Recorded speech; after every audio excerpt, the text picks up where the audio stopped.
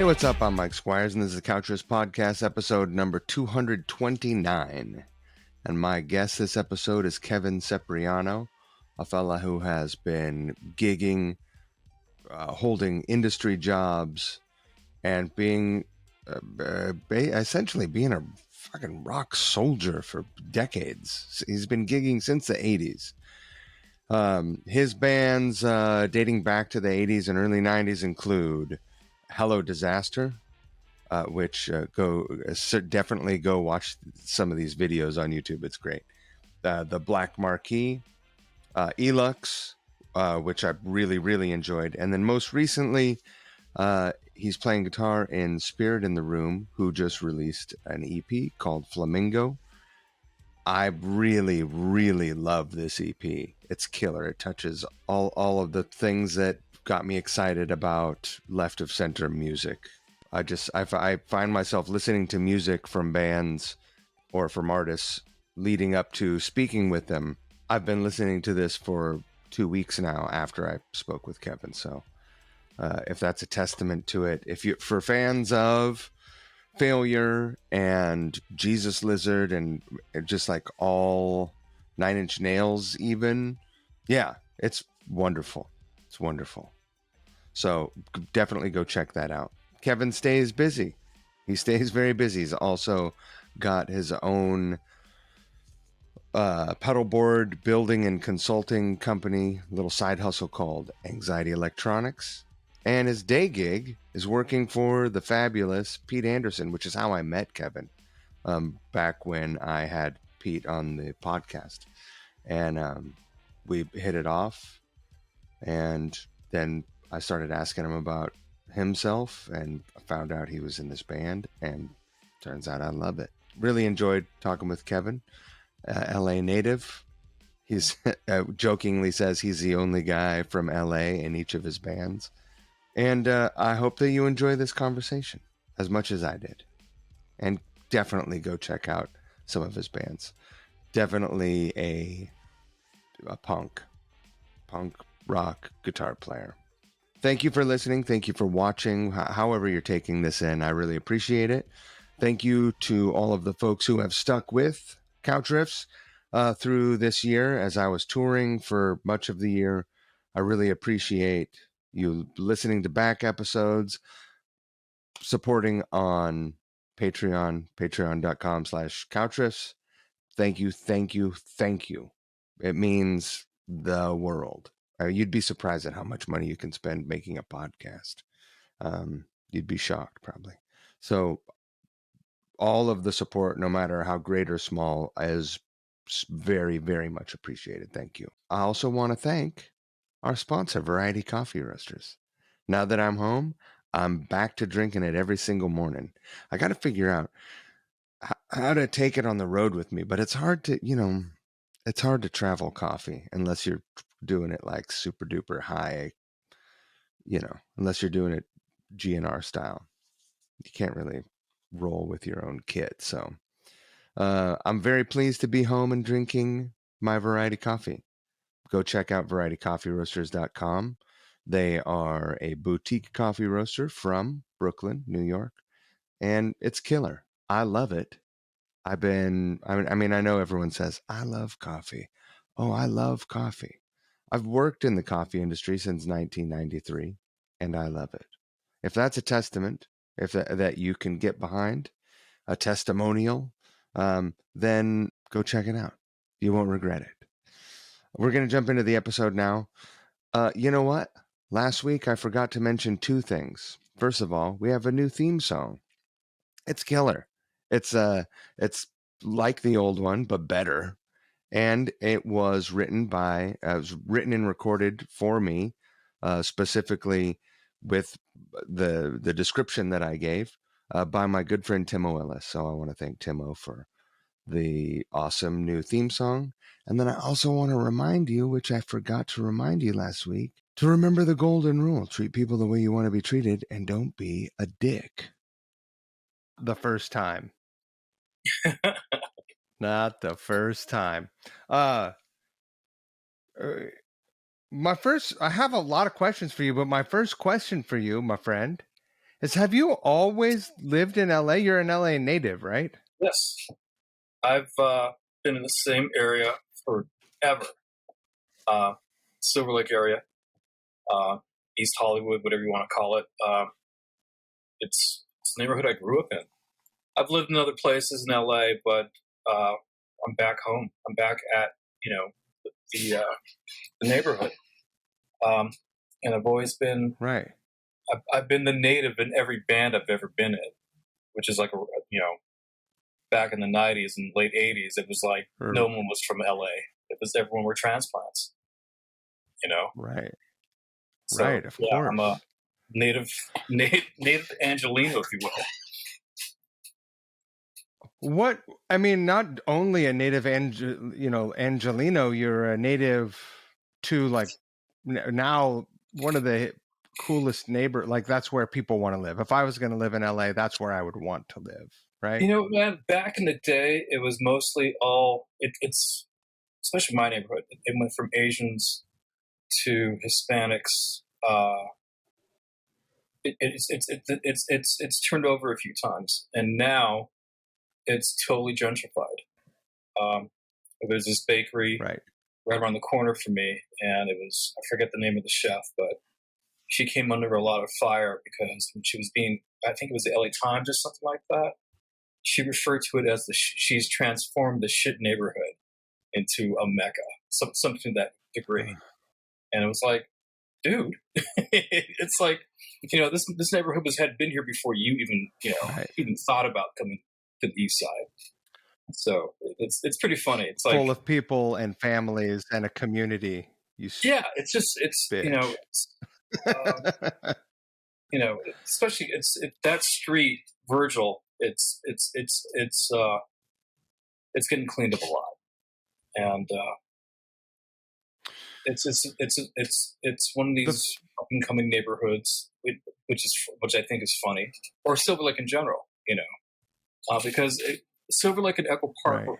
were mostly Hispanic families, middle income, lower class, middle income families, and nothing but artists, because the rent was cheap. You can rent a house, Right. and not have to spend a fortune. But now that's changed. That's completely changed. You can't. I wouldn't be able to move into my neighborhood now. It's ridiculous what they want for rents. Were your parents artists? No, not at all. Not at all. Well, not No. in the tradition where like they were like musicians or anything like that. My dad is a great artist. He can draw anything. He's been doing that since he was a kid. And my sister can draw really well. My niece can draw really well. I can't draw a straight line to save my life. But my mom played piano and sang. So I kind of get that from her. She always reminds me Oh yeah. of that fact. When did you start playing music as a teenager? Excuse me, say that again, please. You started playing music as a teenager, yeah? Yeah, I started playing guitar. That's when most when people like pick 12, it up. When did you pick up the guitar? like 12 or 13, I guess. 14? I've always wanted to play guitar. Oh, wow. And I guess I was maybe in 7th or 8th grade when I got my first acoustic. I take that back. My folks got me a harmony. It was a harmony guitar that looked like a Jazzmaster or Jaguar shape. And right. I kind of beat on that for a little bit. And then I got a Les Paul custom copy that a buddy gave me. And I immediately just started taking that apart. I sanded the body down. I opened up electronics. I was a curious kid. I was a kid that would take a You sanded the body down. What was the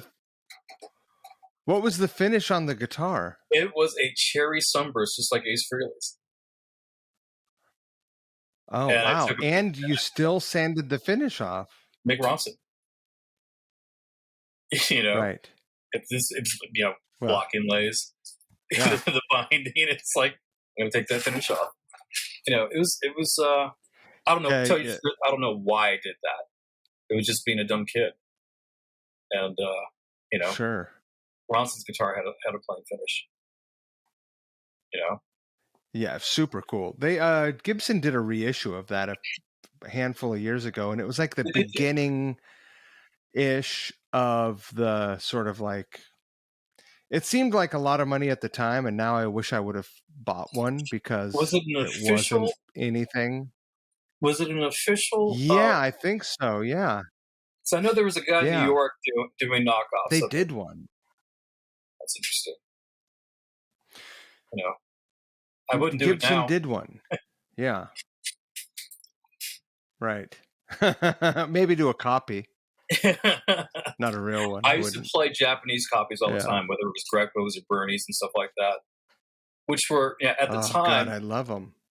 they were at the time some of them were built better than real Gibsons. You know, and I'll I always know. say that, you know, because you played an '80s, late '70s, early '80s Gibson. You know, not so good. You know, 100 pounds. Um, I I just had one. Yeah. the what was the pancake model that everyone detests, but now they're Oh going yeah, for like just like the thousands of dollars three-piece now. body. Yeah, yeah. No, they're like, It's I think they're reissuing them. It's crazy. like I think the Mike Ness Just because vintage signature. vibe. I guess if you like it, if it works for you. To me, I mean, I guess I get it. I don't really get it. It'd be like reissuing a vintage car and just putting just a lap seat belt in it. It's like, well, here you go. You want a vintage experience? Here you go. But no car, even like modern cars that have retro vibes, they're fuel injected because fucking duh. Yeah. And, they have advanced transmissions and they've whatever. They're better. They've got Well, disc brakes. everyone's Uh, like wants the vintage specs and stuff like that, and if you want that mid '70s experience, there you go. right. You know, It just is funny that people want that experience to me. I guess there's something for everyone. if like So, I just one more thing on that. You can I've yeah. always hated those guitars, but I recently went to go see Bob Dixon. He was working on an amp of mine, and he had a gold Hmm. top. It was mid '70s gold top, 3-piece body. It was light, number one. Number two, it played great. Number three, it sounded amazing. So I guess it's just a matter of getting a good one. You know, it's like getting a good Marshall. It's the way it is with any guitar or any amp. It's like model to model, or Yeah, like piece to piece, line up the same model, one serial number after the next, and yeah, you're not be gonna it's completely not gonna be different. exactly the same. So I guess Yeah. I guess if you have a good one, you're lucky. But I've never been that lucky before, and I've spent thousands of dollars on Gibsons. You know, Right. Do you remember the first riff you learned? uh, Jesus, Charlie Chicago, 2564. Remember that Right. riff? The riff that everyone learns when they first play. Yeah. You know, um, That there's only one other person that's given that answer, and it was Paul Gilbert. That was the first really, riff he learned. it was easy. Yeah. It was accessible. You know, it's stuff like that Right. where it's like you do it and then you're hooked forever. You know, because it's like, okay, what else can I play? It Next one. right. What else can I figure out? And it gets more and more complicated, or Well, yeah, especially like you if start you do adding it by notes. Oh, yourself. that's how a chord works. Yeah, Oh God, it's pretty amazing, we man. learned when there wasn't an internet. Yes, it was funny. I was reading. What do you think? Say that again. I'm sorry. Oh, sorry, we have a little delay. Yeah, we got a delay What do going you on. think your learning experience how it would be different if we had an internet Oh God, when we were learning? I'd I'd be playing like everybody else. It's funny. I watch all these kids on like Instagram and stuff like that, and they're like It's all backing tracks, and they're sitting there and they're making the faces and they're shredding. It's amazing. But have they written a song? Have they been in a band before? Have they The played slick, in an audience? You know, it's pretty funny to see how this. slick blues licks. Yeah, yeah. Or like all the shred kids who can play Eruption, like they're like 12 years old, and you know, because it's they were Right. taught it. You know, it's funny. I went to when I And when it's I cool. Oh, it's totally cool. Trust me. not If that I had cool. the internet back then, I totally would be doing it. You know, I do it now. It's like, you know, I always want to go back and make sure, or not make sure, but to see if I'm even close to playing stuff right. So, you know, I'll check out, Right. you know, a Skrillex video or the RJ Kid, and those guys are just monster players. And it's like, Yeah, and it's a great. trip. It's a trip to go see these, you know, and to see how they approach stuff. And then you realize I've been playing it wrong all this time.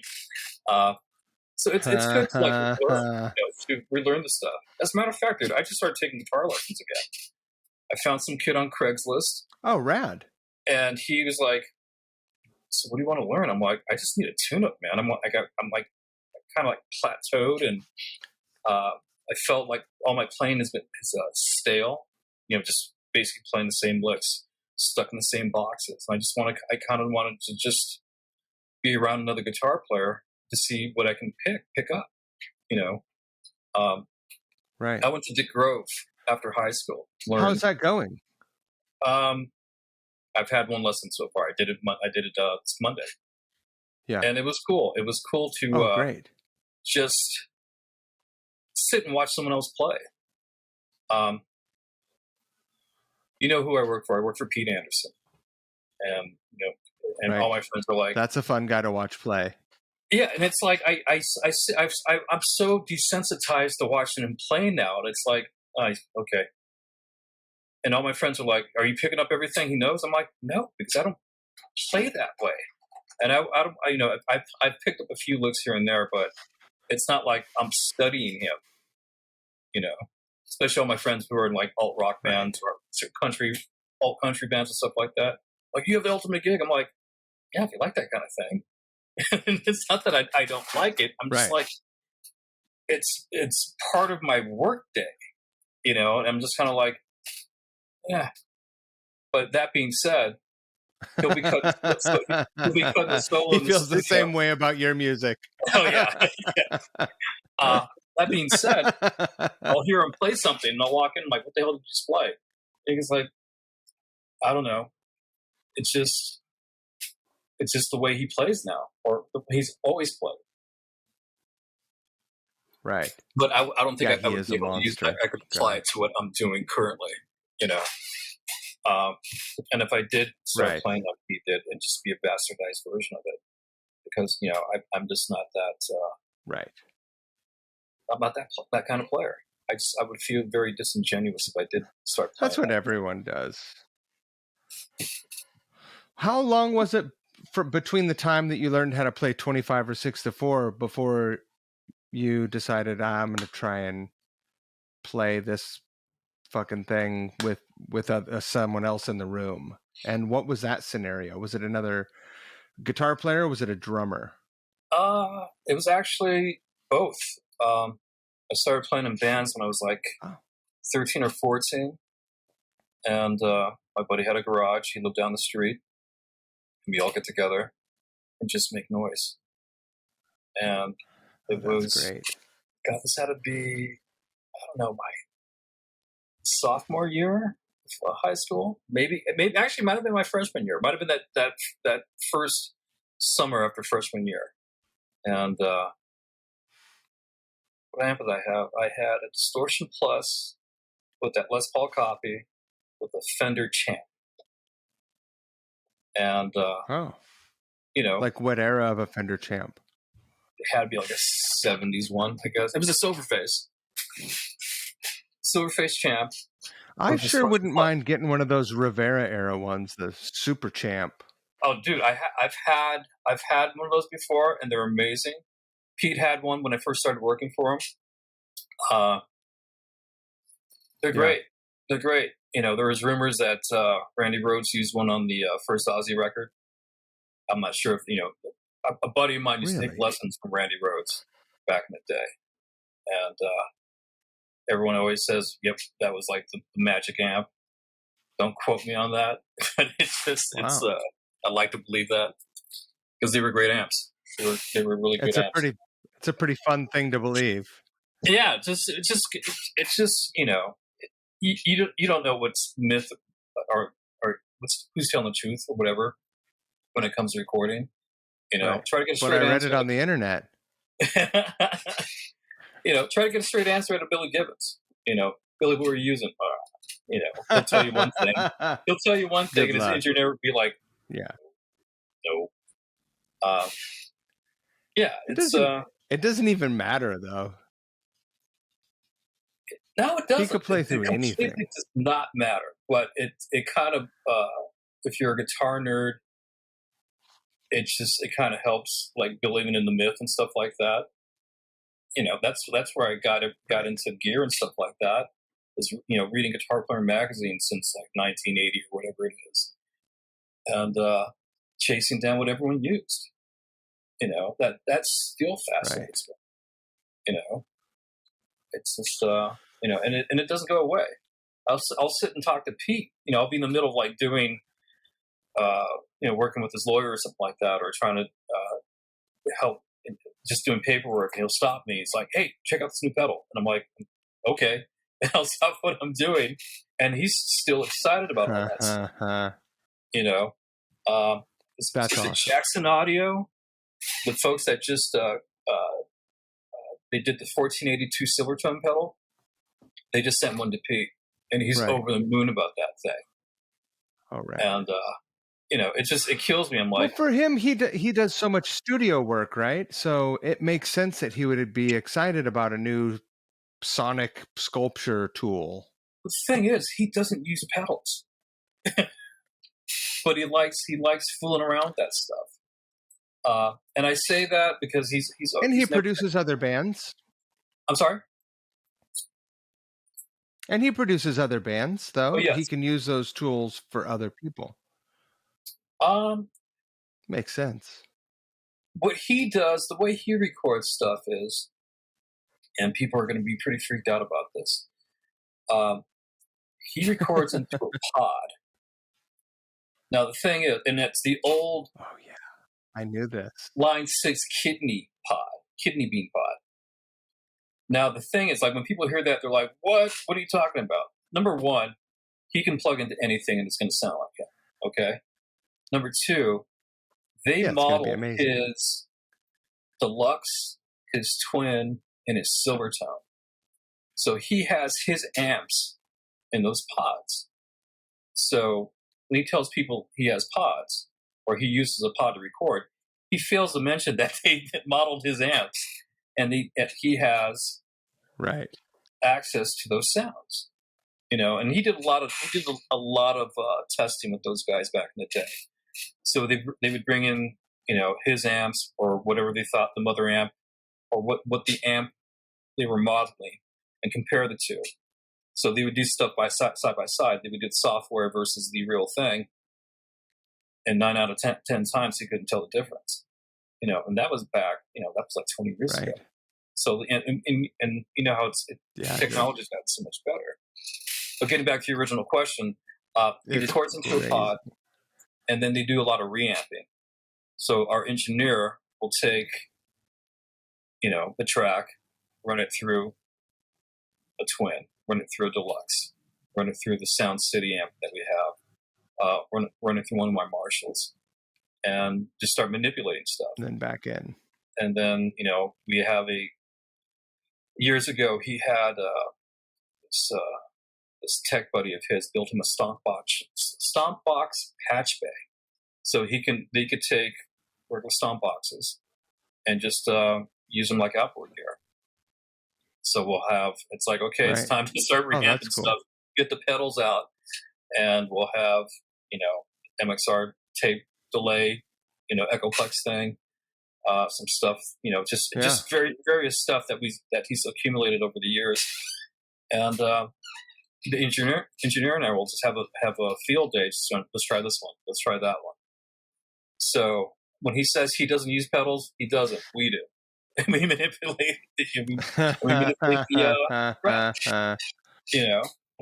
So I mean, in that sense, your friends are right. You do have a very, I mean, whether or not it's the ultimate gig, it kind of depends on how you feel about being in the studio and where your fandom lies, in the realm of Pete. But I think you've got a very cool job. He's you know what? He's like my work dad at this point, because I've been working for him. We did the math the other day, and it's been over 20 years. And crazy. As a boss, he's pretty laid back and easygoing, just as long as you get the shit done. And we have weird hours here. I don't see Pete until after 3 p.m. So I try to get here a little bit before him, take care of the business of the day, put out all the fires that I need to do. And the rest of the time, we're just trying to figure out what needs to be done for the rest of the week. Whether it's booking the studio, him, seeking out new gear, or I'm like the go-between with, his lawyers, his for all intents and purposes, I've turned into his manager, and on certain days I am Pete. If he doesn't want to talk to somebody, I'm talking to the bank for him. It's just one of those all-encompassing type jobs. When I first started working for him, I was doing marketing.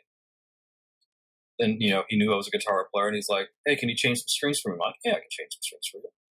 Or in the studio, hey, can you tune these guitars before these tracks? I'm like, yeah, sure. And it kind of morphed into this whole thing. But I always put a stop to like being a full tech, or being a full, being at the studio 24/7, because that kind of lifestyle, it's just. So you haven't been on the road with him? I went to Japan with him 1 year, only because I wanted to go to Japan. It's like, as I was setting up, they got invited to play a country music festival in Japan 1 year, and as I was coordinating with the people, with the producers of the festival, I'm like, so what's the budget? How many people can we bring? They're like, well, who's in your crew? And I'm like, shit, I guess I can be a road manager this trip. So I basically put myself on that tour because that's awesome. I'd never been to Japan before. So we got to spend 10 days out there, and it was pretty rad, Oh, that's great. But that was the extent of it. I know, because... Let's get back to you. Okay. Let's get back to you. Okay. Because last stop, you had your Les Paul copy, and we got sidetracked on the champ, on the Silverface champ, as one will do. Do you remember what songs you and the other guitar player and the drummer were playing in the garage? Yeah, we were playing.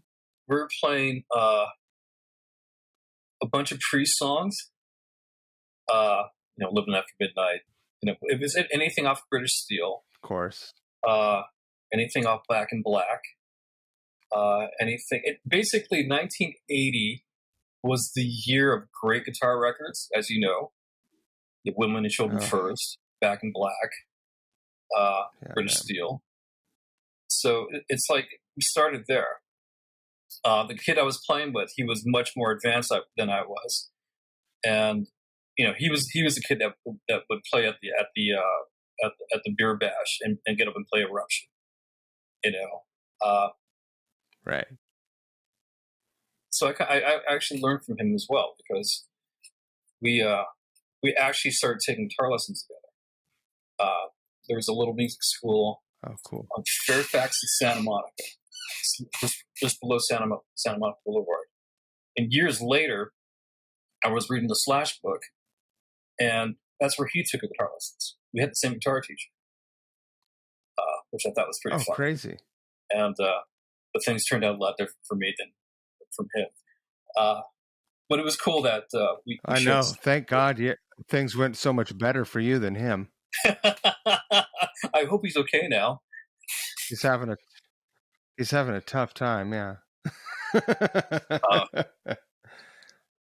yeah, so He's we still working on that D minor. but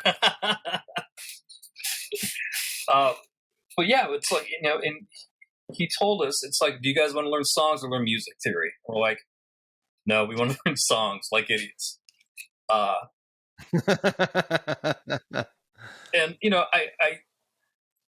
I don't regret it because because it was an instant gratification. That's what it was all about at that point. So I remember he would basically just sit It's there. also a way to be. It's a way to relate to music that is a little more immediate and understandable than going over fucking modes and shit. We and did, like harmonized major did like scales 6 and this months kind of of that shit. stuff, but I had no desire Right. to start sight reading at that age. I was like 14 years old. I wanted to play High and Dry. I wanted to play, the first Def Leppard record. Fuck yeah, you did. It was, you wanted to play Rock Brigade, Yeah. and it was fun because, what's funny is I'm still excited about putting a guitar on, plugging in, and hitting a chord like I was back then. To this day, I still get the same rush. It's still like, but now it just feels like I'm home. I'm doing what I'm supposed to be doing when I do that. When I do put a guitar on, it's like, okay, it's my safe place. That's never gone away, and this is why I still do it. There's not. I put it this way. I was talking. That's how you know it's working. Yeah. It's the thing that's kind of made me me. It's funny. It's like all my friends from like grammar school and stuff like that. I'll go see them, and they have the families, and some are lawyers, some are like they work in the city, or and just like just responsible citizens. And you're like, check out my new Flying V. Yeah, exactly. It's just like, so what have you been doing? I'm like, oh, just put a record out, going back on the road soon. And I was always wary of that because I felt I didn't ever, a couple of years ago, I always felt like I was like, kind of like, to a certain degree living that Peter Pan syndrome. It's like, hey, are you still doing it? Are you still, are you still think you're going to make it? And it was never about that. It was just about doing it because I was chasing something. I was chasing, art. It was a way to express It feels myself. good. If there's nothing else that gives me more satisfaction than playing. Nothing. There's no other reason that you need.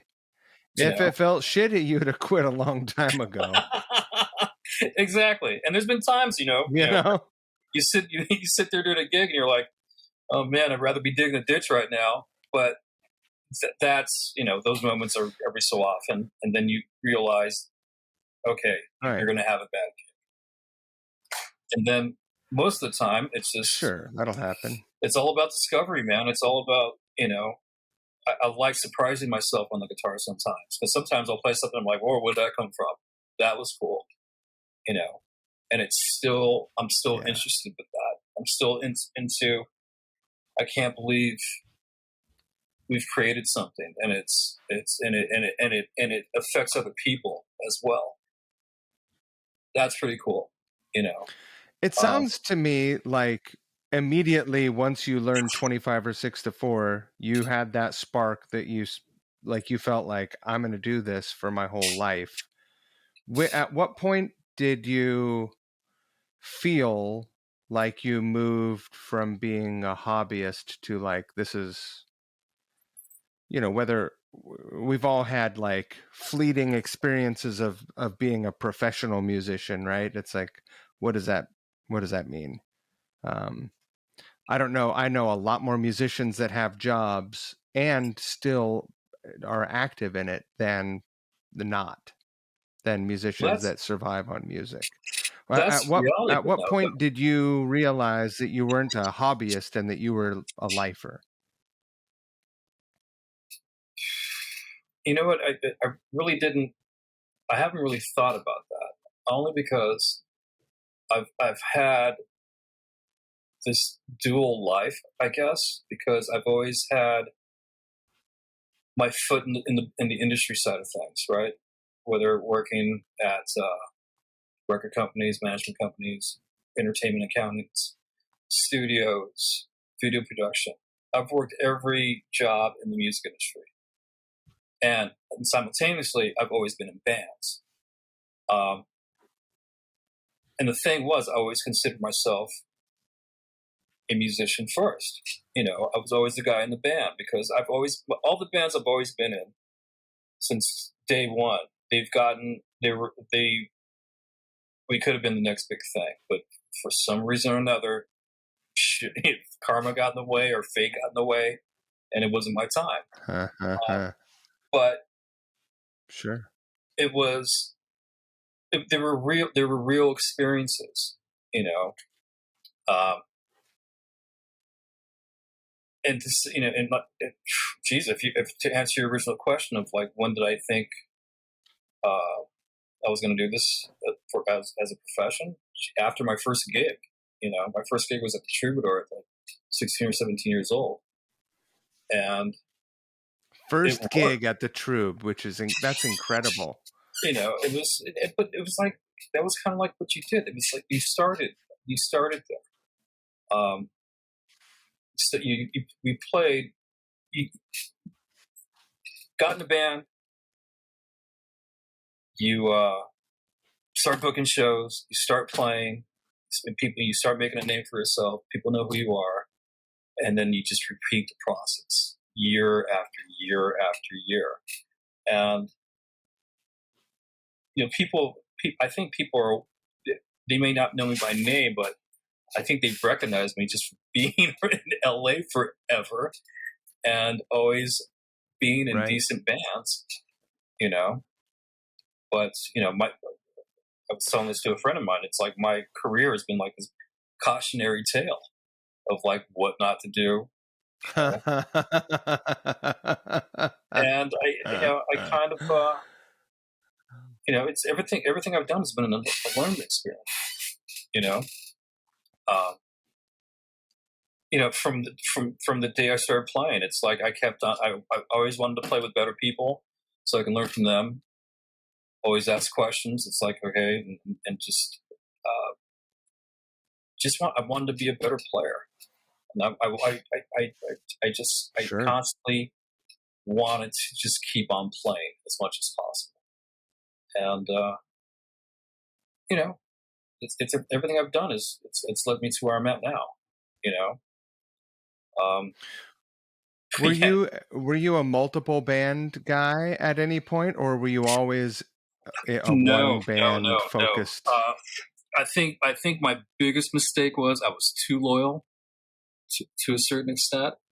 I probably should have seen the writing on the wall a lot earlier for some of these bands that I was in. I was just, you know, I would play gigs. People would come up after the gig. Hey, let's put you in this band, or let's get you an audition with this. I'm like, no, I got my own thing going on. And at that time, things were kind of like I didn't want to like upset the apple cart because you know things, you know, there could have been something on the horizon. And in hindsight, I probably should have taken the other gigs. But you know, I just I didn't start doing the multiple band thing until later. You did what you did. Yeah, but yeah, it's like you did a couple of years ago, I was playing within as many gigs I can take, just to keep on playing, because there was a period where I wasn't playing because there was nothing out there, you know, and that was depressing as all hell. Right. You know, you know how that goes, man. If you don't play, you know, it's like it's one thing to play in your room or you're tracking stuff and you're writing stuff. To actually get into a room with other people and just to be assaulted by volume and have the energy of other people playing and just connecting. I love it. You know, if you don't have that, it's you get, for me, I get super depressed and I'll get into a funk and it's just like I hate everything. I hate the world, and I'll just completely start shutting down. You know, I feel like life is diminished without those things.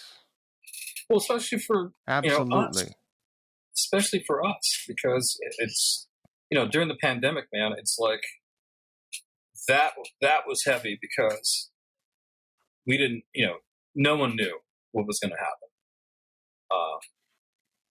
No, hell no. And it was in our case, we'd gotten our deal during the pandemic, and that was a running joke. It's like after all Right. this time, we finally got a deal during a pandemic. And it's like, fuck, Right. what do you do? What we did How is we went long? So the EP is. Sorry, Go the ahead. delay got us again. Yeah, yeah. How long? How long have you been sitting on the EP ready, waiting for the right time after the pandemic to release it? A year and a Because half. by the way, I love it. Thank I've been listening to. God damn, that's gotta suck. I'm sorry.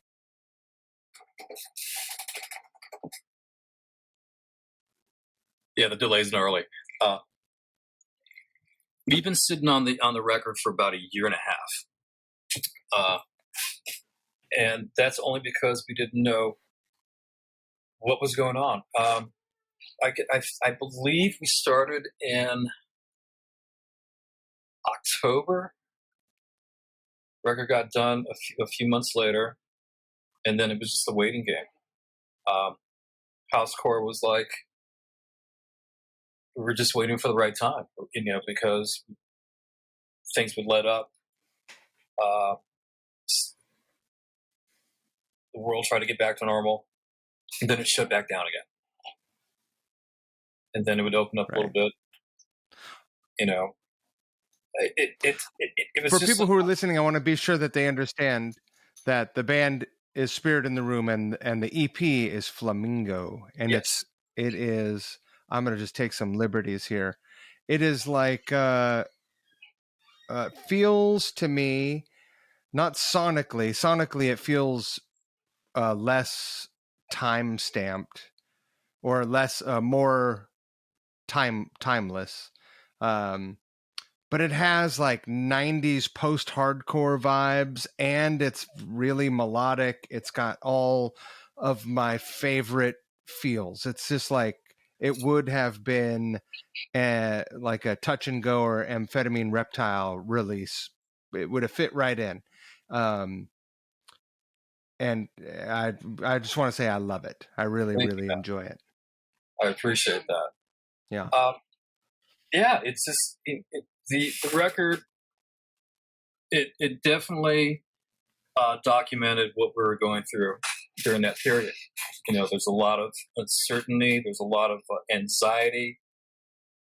A lot of I just hear a lot of frantic energy in that record, and also some hope as well. I think my favorite track on the record is Bird of Paradise. Mm-hmm. If there's a longer title, I'll do it, and it escapes right now. But that track in particular is just, I think that pretty sums up the band for me, because it's melodic, it's heavy, it's quiet, it's loud, it's dark, it's everything. It's everything that I love about the band in one track. But right. I recently went back and listened to it all the way through in the car, and I'm pretty proud of it, man. It's something that we went to hell recording, and I think we made a pretty good damn EP. I think it's a really good introduction to the band. I think you guys should be very proud of it. Sounds great, great songs, great, all of the tones, drum sounds, which are obviously, to me, the most important thing. Everything is just great. A lot of great choices. Thank Congratulations, you, man. is what I have to say. Everyone worked really hard on it. Our producer, Manny Neto, Nieto. Excuse me, Manny. I'm sorry to butcher your last name. He did an amazing job on it. Kid who mastered it did an amazing job. Mayor Applebaum.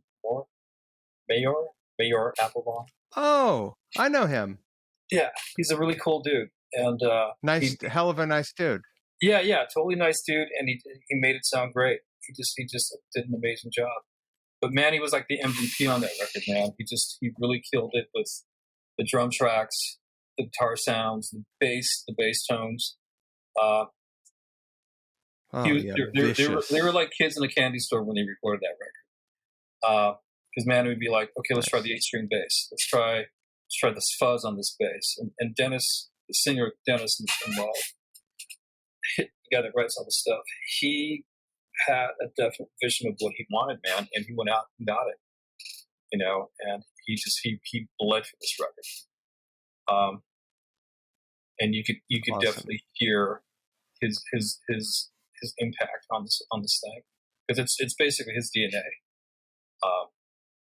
And tell him I love it. I will.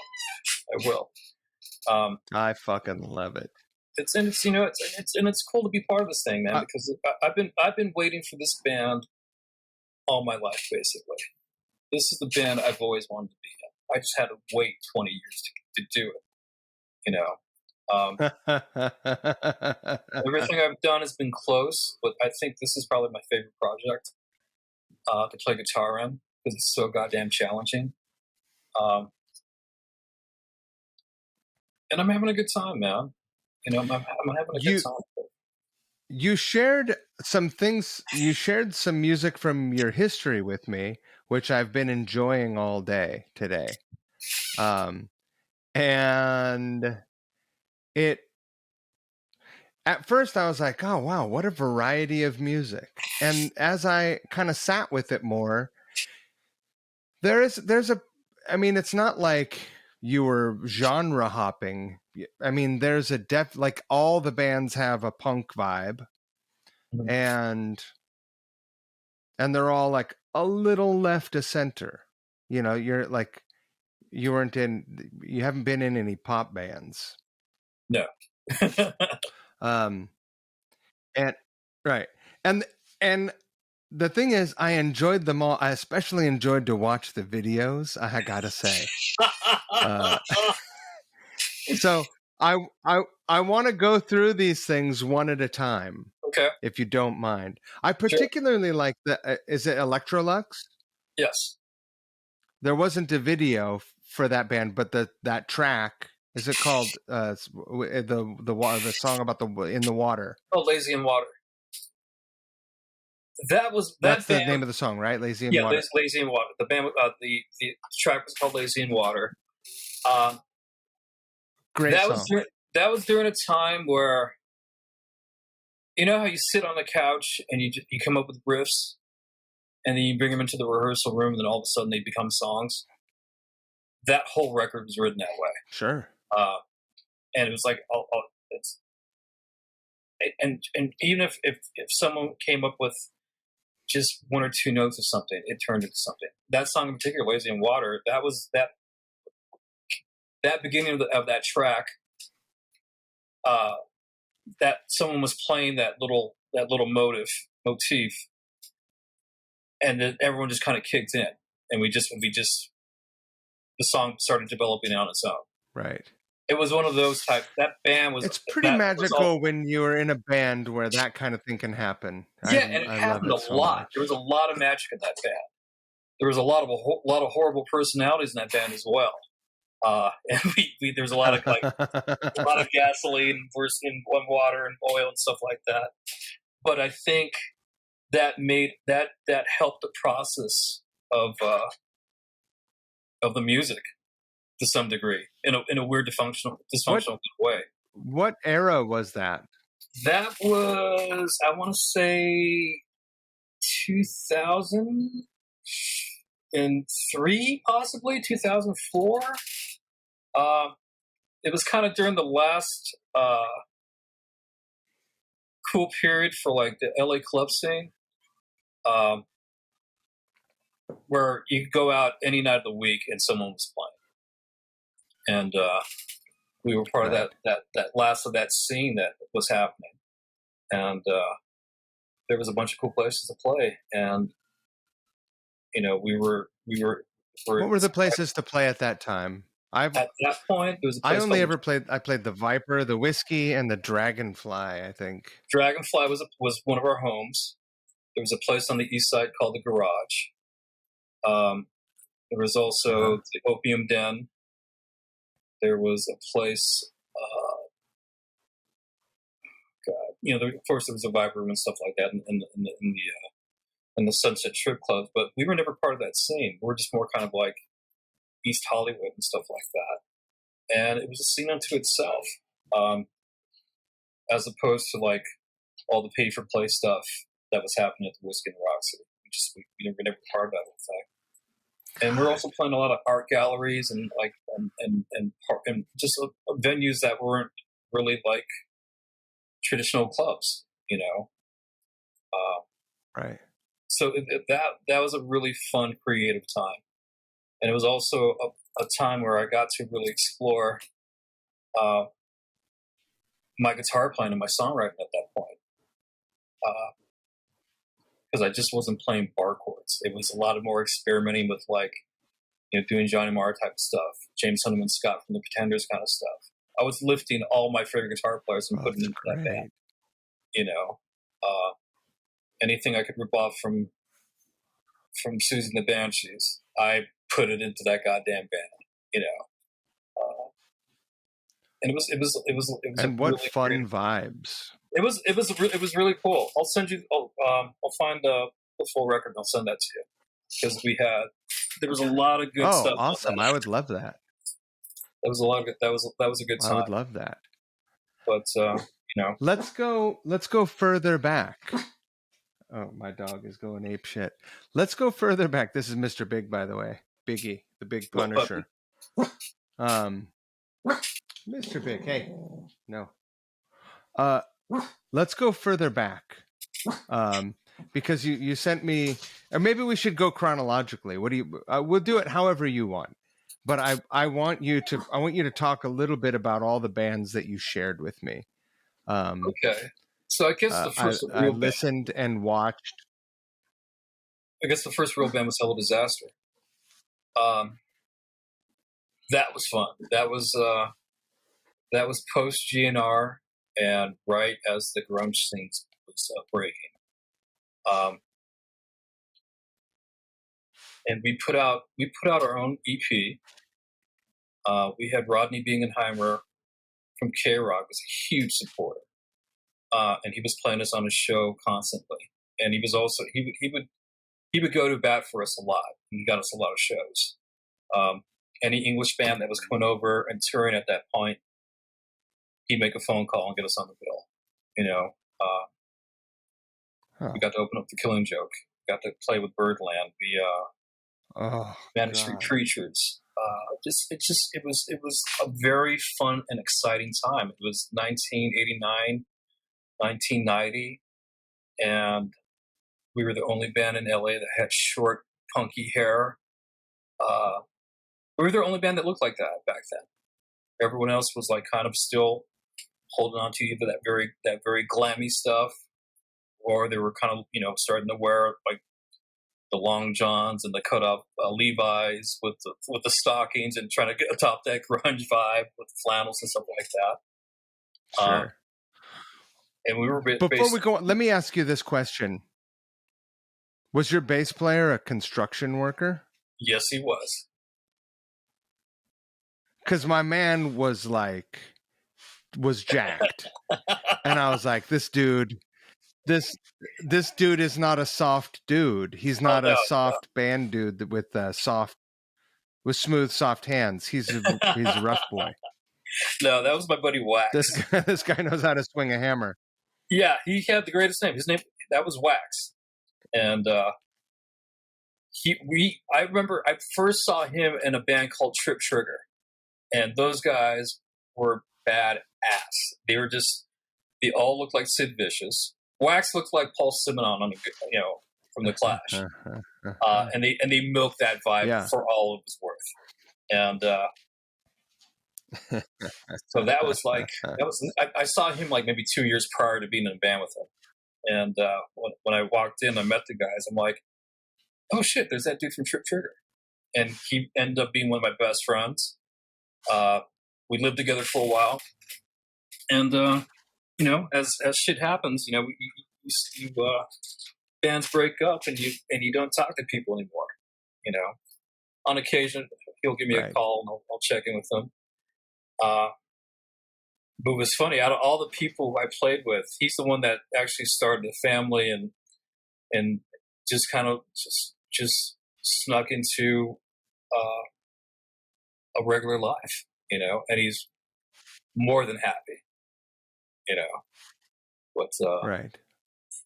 the rest of those guys, actually, I just saw everybody, not everybody, but I saw the singer Sean, the other guitar player whose band it was, Brian. I see him quite often because we're still pretty tight.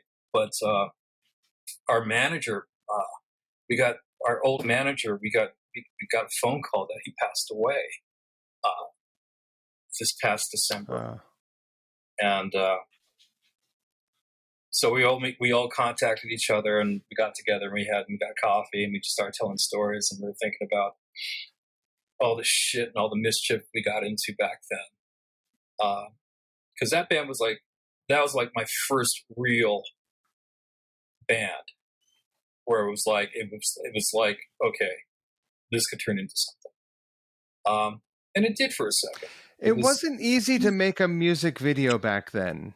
No. It was fucking not easy to get a music video made back then. And it was expensive, and it just wasn't like, people didn't have Final Cut or fucking Premiere or whatever. Like, you couldn't just cut shit together and shoot it on your iPhone. No, how did you guys make your video? The kid that directed that video was a USC film student, and I forget what the connection was. It might have been the lawyer we were working with. It might have been a contact through him, but he did it as a project for one of his things at school. So we got down to the sound stage at 8 in the morning. Hurry up and wait. We basically told him that we wanted the same set from that Sisters of Mercy video back then. I think it was the Vision Thing era. And so it was like, lots of smoke, lights. I think we captured that. Right. And we made our first video. And I think it aired on MTV once. It might have been Alternative Nation or something like that. That's awesome. I know it was played on a bunch of local radio stations, or not radio stations, local video stations. And it helped. You know how the power of a video was back then, man. But it was a lot of good times. We had a lot of good times in that band.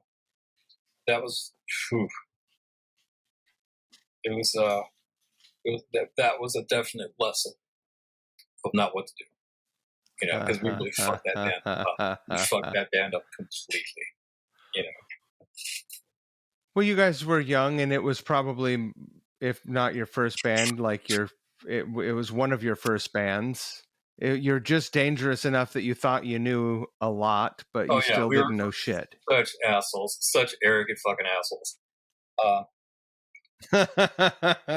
It was ridiculous, man. It was just because we thought it was us against Los Angeles, us against the world, and then it became us against each other. What's your job?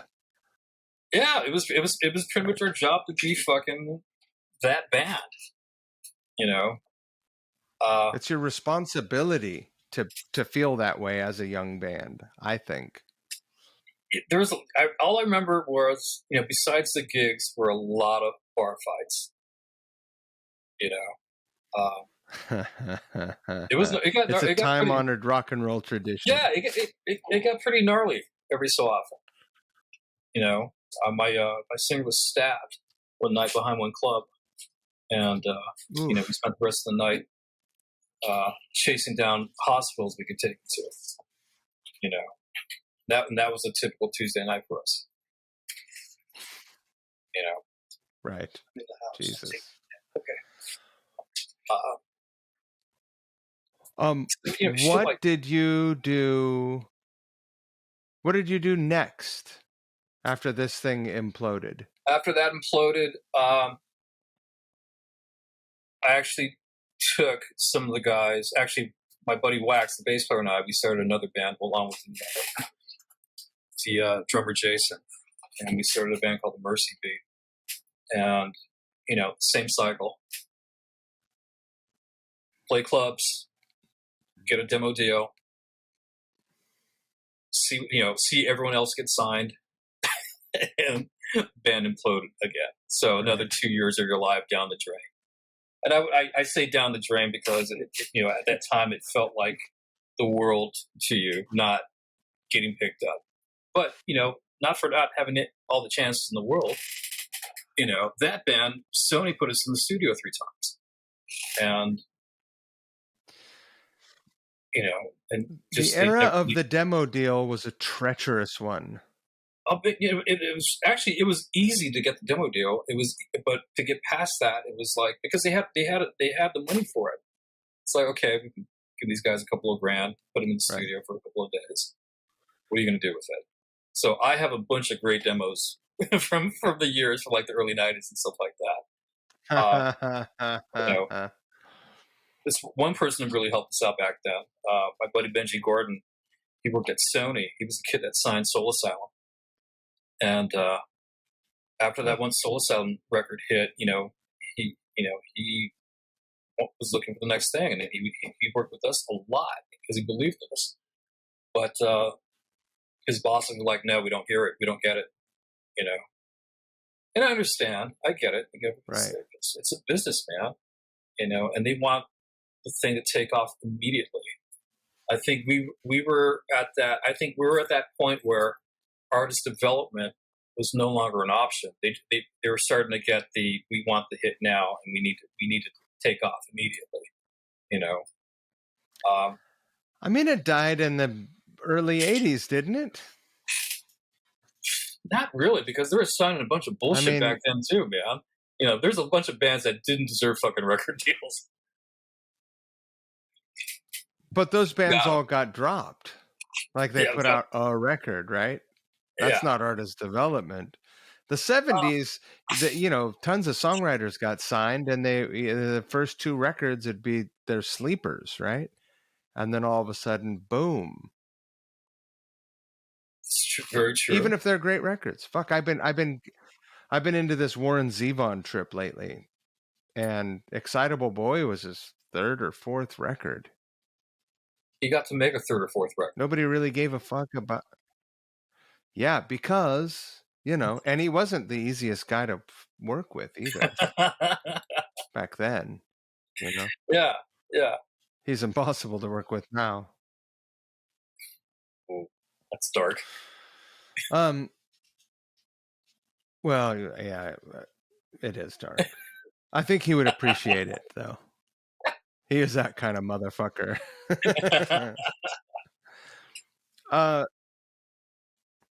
So what was the next in of the music that you shared with me? What came next in that timeline? So after Disaster, a couple of other bands that really didn't do anything. We just kind of like I said, did the scene, put bands together. Nothing comes of them. Songs. You're on to the next thing. And I guess Elux was the next project I was into. And that was with a kid named Bobby D. And he was in a band called Little Gods. And he was going through the same thing I was. He'd get the record deal, or excuse me, he'll get the demo deal, and then just be tortured. And nothing happened. He was when I was at Sony, he was being courted by A&M, and they had geez, not Jack Douglas, Eddie Kramer doing their demos, and nothing came of that. Nothing, and they were just like, we don't hear it. We don't hear any songs. And I was like, you recorded with Eddie Kramer? no, my buddy Bobby did. Right. Saying, getting back to the, like when I was at Sony doing my demo thing back in my previous band, he was doing the same thing. So he was part of that circle of like, people getting picked up, for demo deals and stuff like that, and then nothing coming of it. So when we got together, we were just like, let's just have fun with it. Let's just write the music that, not try to chase down what A&R guys telling us to do or anything like that. It was just like, let's just see what happens. And we had a really, really good partnership for a long time. But then, just like anything else that happens, just personalities clash, drugs, alcohol, women. It's just everything, it's just, what it's like to be in a band, and just like and everything come crashing down at the same time. Yeah. And I just wish that. Let me ask you this, man. Being a Los Angeles native and being like working through the entire, like the trajectory of super old school all the way up to now, which is the landscape of the music industry is fucking unrecognizable anymore, except that occasionally you still see a record store, right? How do you feel about your relationship with the music industry? Because you're in it still, and you could have a lot of resentment for it, but you're still here. You're a fucking soldier, and it's a weird thing. I'm curious. You know what, man? The thing, from the band guy side, from the musician side, we still deal with it the same way we dealt with it back then, because we put out our own stuff. It was like no one was going to do it. We realized what I did realize back then is no one's going to do it for us, so we did it ourselves. So all those records that I shared with you, right, we put those out ourselves. So to that degree, it's like shit hasn't changed, because I'm, up until this last EP, we were still putting stuff out ourselves. Now, from the industry point of view, it's fucking horrible. It's just the way people are getting paid, or the way people aren't getting paid. Just the pay structure is fucking ridiculous. I just got a letter from Sound Exchange asking please sign this and send it to your representative, because they're going to go to Congress again and see if they can pass a bill to see if they can help support artists and get a better pay structure or whatever. And I'm like, I can't believe we're this far into it, and we're just, as artists, you're not taken care of, man. But yet people can make money off your back left and right. It's just, I don't understand it. It's like you spend all this money paying for a rehearsal room, paying for your instruments, paying for the studio time, whatever it is, or paying for the computers to do everything and record it, all this time and energy. And they put a 99-cent value on it for a track, or you can $5.99 for the EP. I'm like, how do you get away with that now? Or because you have a platform, you can sell advertising for a ridiculous amount of money, and then pay the artist, the fucking, whatever the fucking percentage is, on track. Well, it's, even if you use one of these aggregators to get your stuff up and they gouge you left and right, you probably still make a better cut than you would trying to recoup a physical record sale with a record label. I don't know. This is true. Maybe I'm a dum-dum, but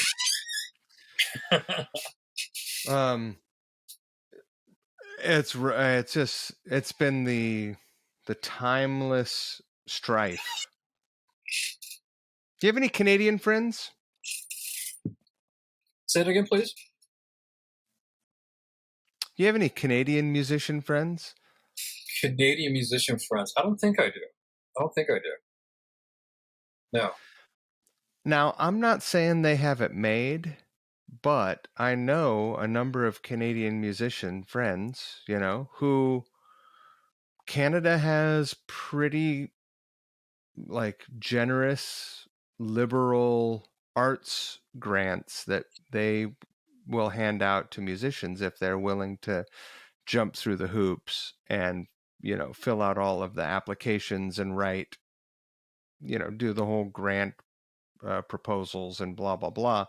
I have friends that like support their lives that way. It's pretty incredible. That's amazing. I don't know of there's, anything like there's that here. there's no development of the arts out here, man. It's pretty fucking sad. Especially when they're trying to when they take away music in schools and stuff like that. Right. Not everything is fucking sports. There's not. I was never a big sports kid. So I fucking went out and found it myself. But it would be so much better for kids if they did have access to that stuff, man. I remember my first music class, when I first heard. Do you think the kids are still interested? If they're exposed to it, I think they would be. It's just nowadays, it's like everyone's stuck on their phones and just wanting to become a fucking superstar for no reason. I think if someone was actually exposed to it, I think it would be. I think they would dig it. I got a nephew. He's 18 now, and he's got his own band, and he was exposed to music, and he's got his little group of friends, and it's cool making him mixtapes of all the stuff I listened to when I was his age. And he's like, "What's this?" I'm like, "Just Is he into it? If you like this, you're gonna love this because this is where they stole everything from." So yeah, I think if they have access to it, I think they'd be into it. But they don't. There's no fucking music programs at school anymore. And anything music related, it's fucking American Idol or something like that, or it's fucking The Voice, which I don't think right is legitimate. I guess if you're a singer, yeah. If you want to be a pop star, yeah. But for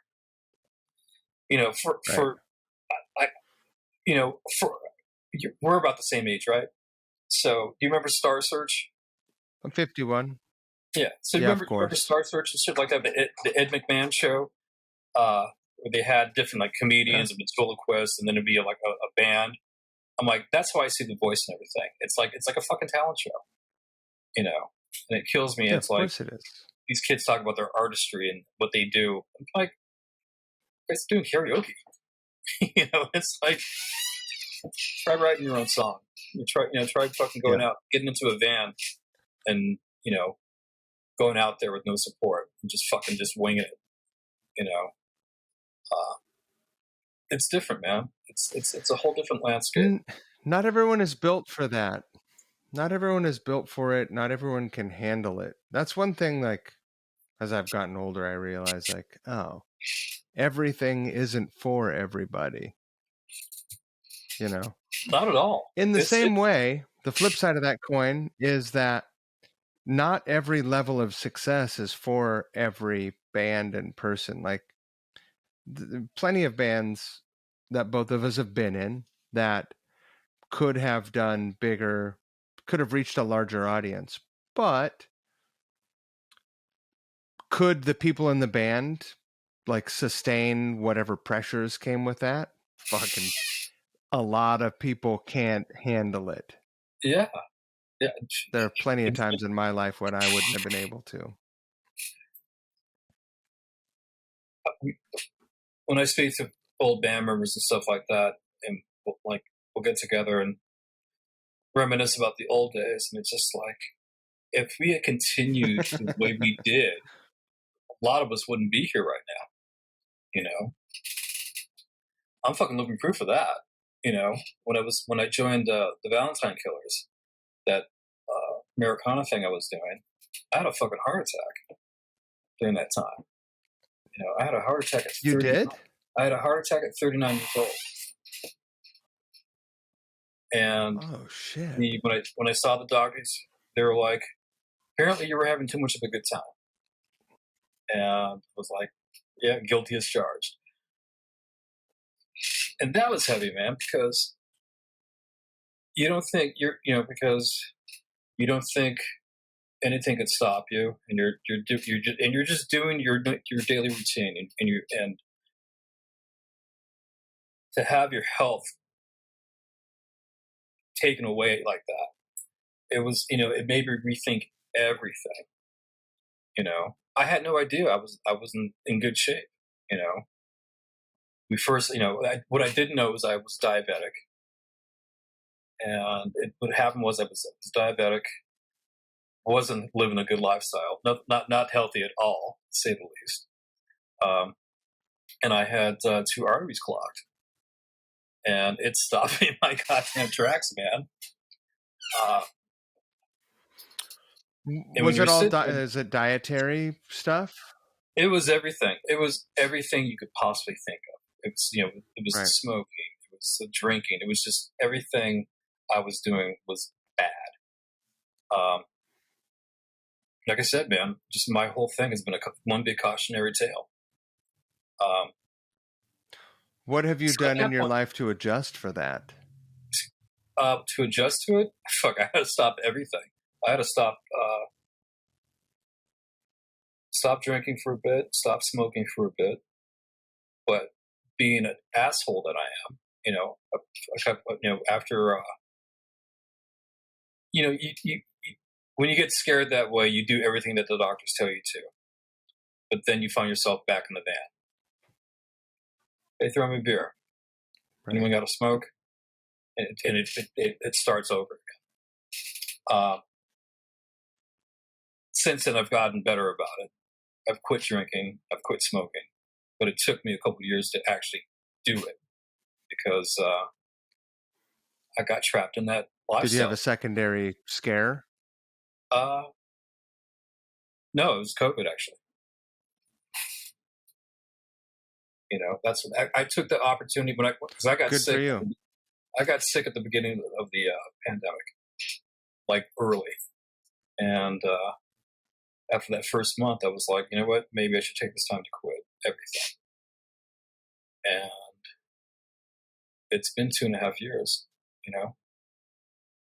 But good for you, man. It's just that during that time, it was like, I remember, dude, I was at Cedar Sinai. I was sitting there, and after all your family leaves and your friends leave after visiting hours are done, and you're stuck in that room by yourself, and you're like, okay, what's going on? What's happening? And you start talking to whoever you're talking to, and you're like, okay, I'll make you a deal. Then we're fucking around. I just want to play music. Let's make this happen. And you start making deals in the dark. Right. And I knew I needed to make some changes, and I did, but I did sneak into bad habits again, but not as bad as they once were. So I kind of just resorted back into like having a cigarette, because I got sick in July. I was back on the road in September. We went out with Right. David Allen Coe, a West Coast run with him. Wow. And that was I was in bad shape still because I was still in a lot of pain, and it got me out. It got me out of like that mindset of like being sick. You understand that? Because Right. after a major heart episode, man, it's like they're like, take it easy. You got to rest. You got to do this and that. And I was like, no, I want to fucking go out and do this because I'm not sure how much more time am I going to have. Tell me about the experience of having a heart attack. Well, according to my doctors, I had a succession of mini heart attacks. So up until then, they thought it was either sciatica or there was like I had something wrong with my disc, because I would have this shooting pain going through all my body. It would go from the top of my neck all the way down my leg. They don't call it practicing medicine for anything, because they couldn't pinpoint what it was.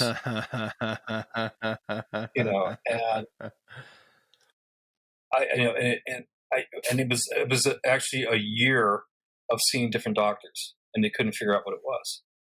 So after messing around with like clinics and stuff like that, because I didn't have insurance, I didn't have health insurance because I'm a fucking musician.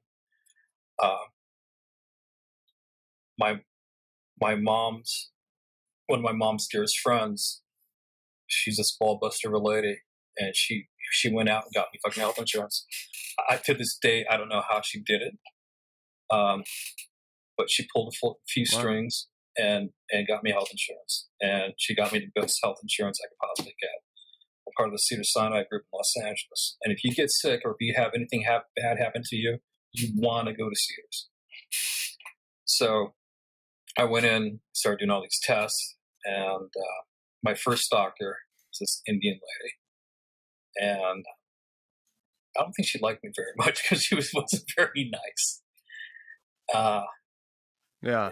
I was asking her, I'm like, so what do you think? She's like, well, you're probably going to have surgery at some point. I'm like, for what? She goes, you might have a disc that needs, replaced or something. I'm like, my disc? That makes no sense. But I'm still having these pains, sharp pains in my body, and then it started happening to my chest. So I called up the doctor's office and I said, hey, I'm having some pains in my chest. And the doctor's like, well, you have an MRI scheduled for Monday. Why don't you just wait? I'm like, that doesn't sound like good advice. So I called my sister up. I'm like, hey, take me to Cedars, take me to the emergency ward. So we got there, and they're like, what's wrong? I'm like, I have sharp pains. They're like, get in here now. So that's another little hack there. If you want to go get seen at the emergency ward real quick, tell them you have sharp pains in your chest, and they'll see you like that. So they take me in, they do a bunch of stress tests and stuff like that, blood work and everything. They're like, we're going to keep you in. I'm like, for what? They're like, your heart. I'm like, what's wrong with my heart? They're like, it's not good.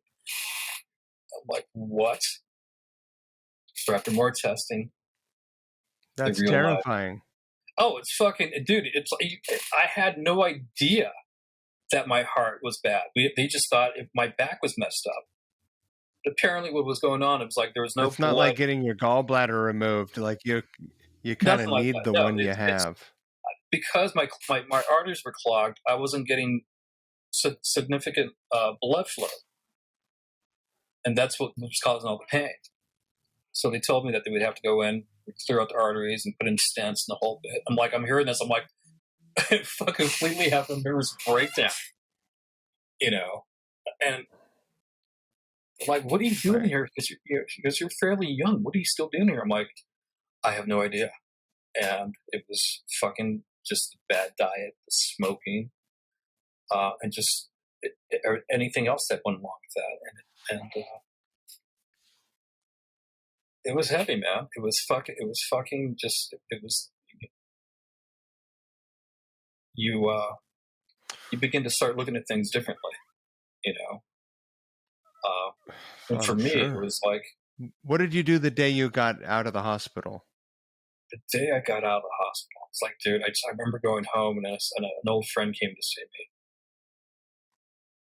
And that's another thing. It's like when something like that goes down, you find out who your real friends are. Because there was a bunch of people that didn't show up. That's right. And there was a bunch of people that did show up who I didn't think would show up. So that was cool. All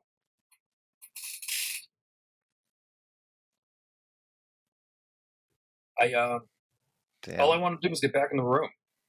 I wanted to start playing again. So how long was it before you did? Probably like a month. Like I said, that happened in July. I was back on the road in September. It's like, get in the van. Wow. And we got in the van, Because that's the only thing I knew how to do. You know, Right. that's the only thing. You know, and it's that actually, if getting back to one of your early questions of when do you know when you wanted to do this for life, that was pretty much the defining moment for me. You know,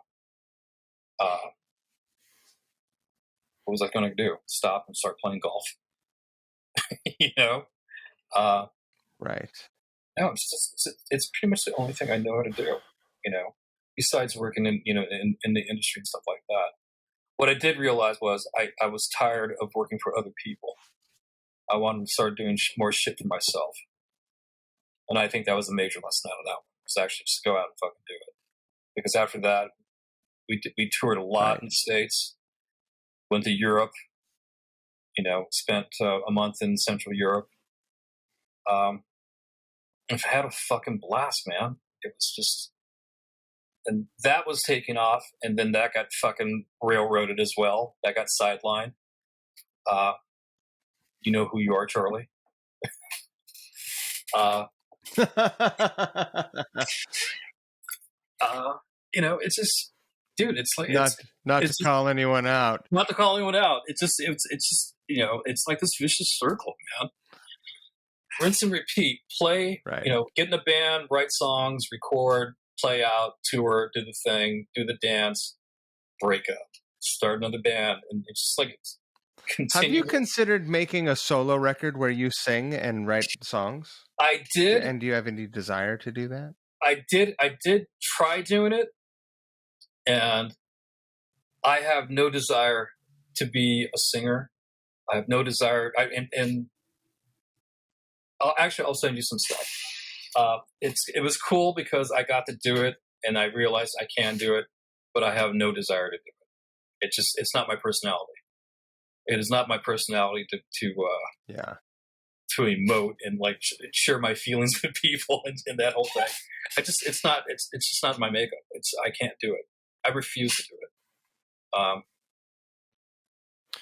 That resonates with me. I'm not the most poetic lyricist, so it's just it's a whole other art and It's a craft. whole different mindset. I give it up for people who can do it. You know, I'm not a good storyteller. I'm very methodical, and I like to pick and choose my words. Um, and the thing is, with all the singers I've ever worked with, everyone's been pretty prolific when it comes to like writing down what they feel and what they want to say. They're very they have a gift. I've never had that gift. You know, every so often I'll come up with a line. I'm like, oh, that's good. Write it down, and I'll just stare at it. It's you know, it's like, how do I continue? That's my same vibe. You know, and every so often you get lucky and Same as me. you finish something. And you're like, okay, let's start the next one. And I was on a roll for a couple of months when I was doing it, but then I realized, man, it's like no one out in the world is fucking waiting for my solo record. You know, it's just. It's you know, the thought of like doing that whole trip, and the thought of singing in public really fucked me up. You know, I tried doing it on a few small gigs, and it wasn't satisfying. You know, as opposed to fucking just laying back and playing guitar. You know, that's my comfort zone. That's what I enjoy. It's like I've been doing that for so long. To break out of that just doesn't seem natural to me. It doesn't seem like a progression I want to get into. You know, right? We didn't talk about your side hustle at all. I want to talk about your side hustle, and we just have maybe like 10 minutes. mm-hmm. I want to talk about your side hustle, and I want to talk about that guitar in the background. What is that thing? Cool. That's my motor app. That is, I started playing these guitars last year, and hold on a second. This is based on a it's either a Japanese or Italian model, this was the original shape. So the builder, Mark Fuquay, I believe he just flipped it over. So it's kind of like, wow. He refers it as like an offset meets an SG, and these things are just, Yeah, for me, I could see that. For the gig, for the Spirit in the Room gig, this is the ultimate guitar for me. It's got an SG vibe to it. One pickup.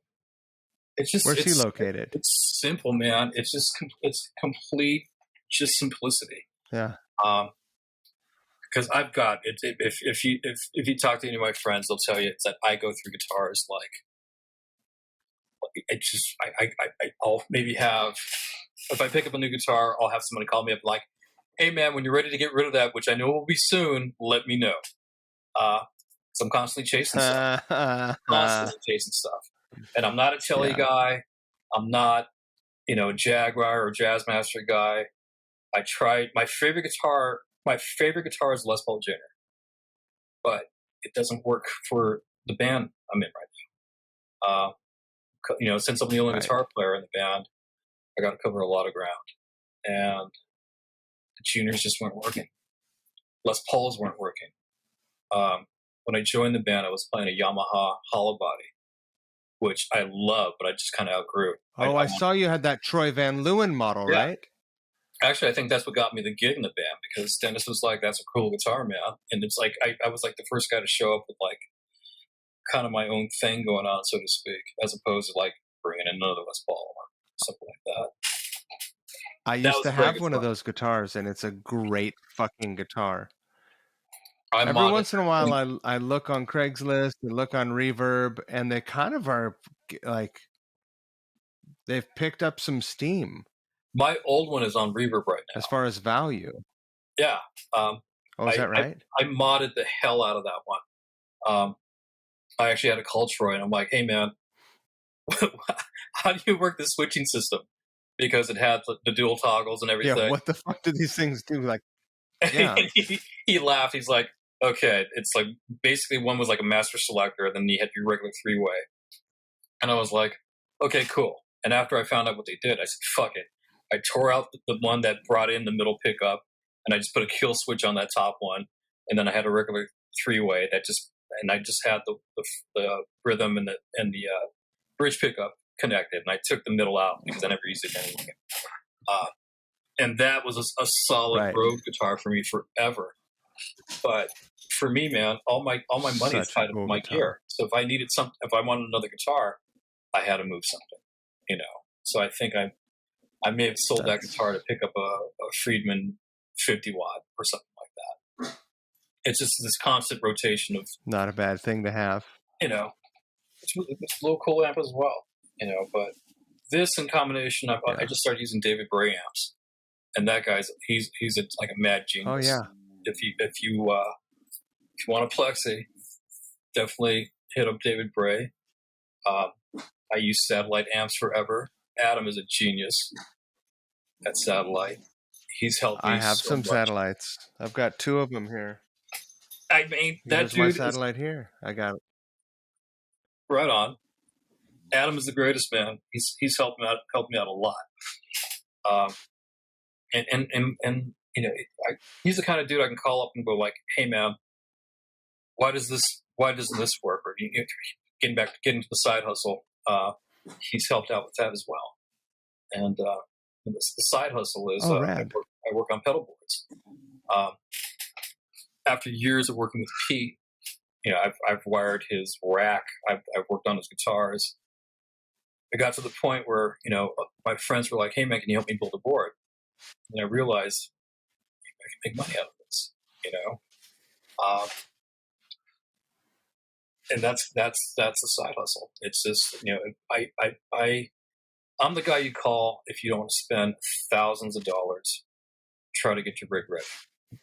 And it's basically just cleaning up your board using quality cable. And just having everything laid out right. You know, I used to be. I hate walking into a room and looking at someone's pedal board and seeing this psychotic mess of cables. You know, it's like 10-foot cable plugged into a tuner and then out the side. You're like, what are you doing, man? And it's noisy because you're not using the right power and you're using those daisy chain things. It's like, this could be so much better. Right. You know, and after I sit down with people and ask them what they want, they're like, I just want something I can open up and use. So that's my whole thing is like, I'll help you build a board that won't go down on you.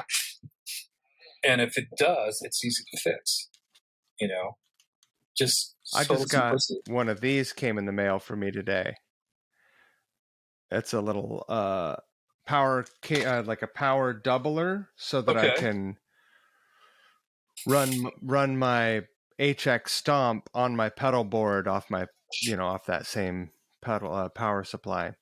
Yeah, which I'm really excited about because I can probably get a lot more flexibility and minimize what's on there on my pedal board. I've learned so much. I've badgered Mason at Vertex over the years just with questions because I met him because I sold him a pedal. I sold him one of Pete's old flangers.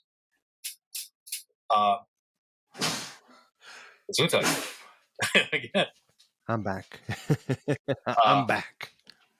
And he's actually the one that motivated me to start doing this. Because at first I contacted him. When I found out who he was, I was like, hey, maybe you can work on my board. He goes, dude, honestly, if you can solder, you can do the shit yourself. And I was like, cool. Right. And that's what I've been doing for the last couple of years. And, working on Pete's stuff was kind of like trial and error. So, and I got him situated, and his gear hasn't gone down on him. So it's the company's called Anxiety Electronics.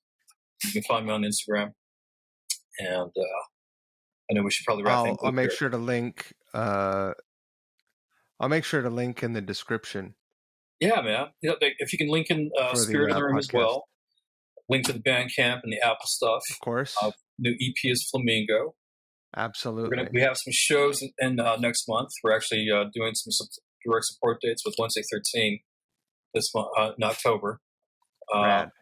Playing the Transplant Brewing Company on the 22nd.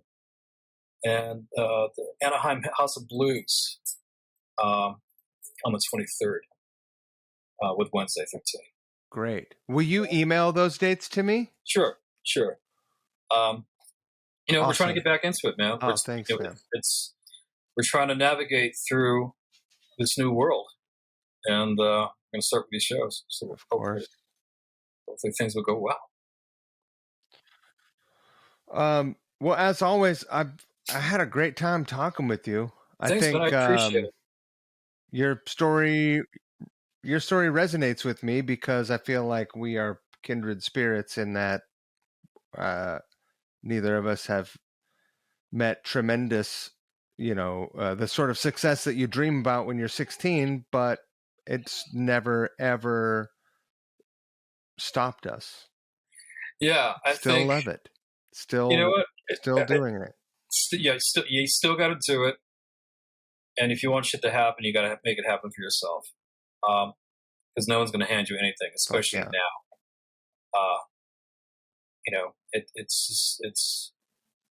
It's what they're going to hand you your walking papers. I'm sorry? They'll hand you your walking papers. That's true. Brother, thank you very much, man. I appreciate it. I'm going to kill this.